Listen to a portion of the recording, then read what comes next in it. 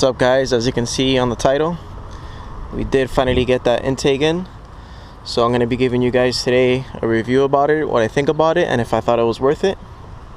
It was a fairly easy install. It took about an hour.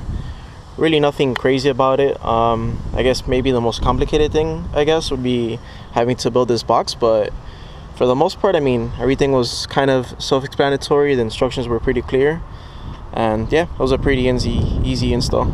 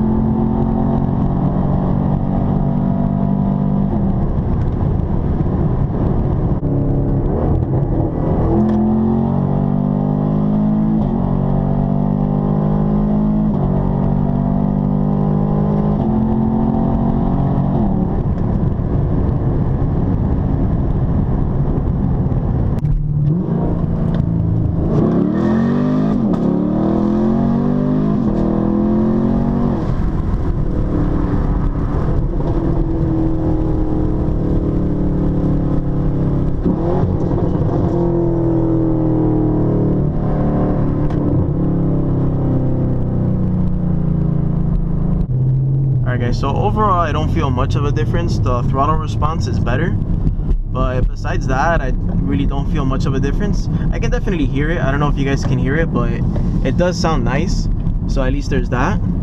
I've had the intake for a little bit already, and because I wanted to give you guys a review on at least a few gas tanks. And when I'm just regular driving, I do get a little bit better of an MPG, so there's that too. It did help out with my MPG whenever I'm not driving like a dick.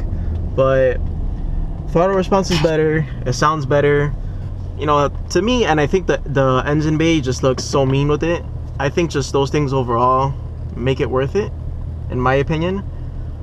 I mean, at the end of the day, it's just a bolt-on, and I didn't tune my car. I just literally, put the intake, and that was it. So you can't really expect too much gains off of it. They do tell you if you do want, the most gains possible, you have to tune your car. So we'll find out when that day comes. But as you guys can see, I'm here at Chevy, getting ready to order next mod. So stay tuned for that, guys. It doesn't matter where you are. You're doing 100 miles an hour on a street. You're not on a track. Mm-hmm. You don't have a roll cage, helmets, fireproof suits. Come on, man. This isn't Indy. Yeah. Dude, think about it, man.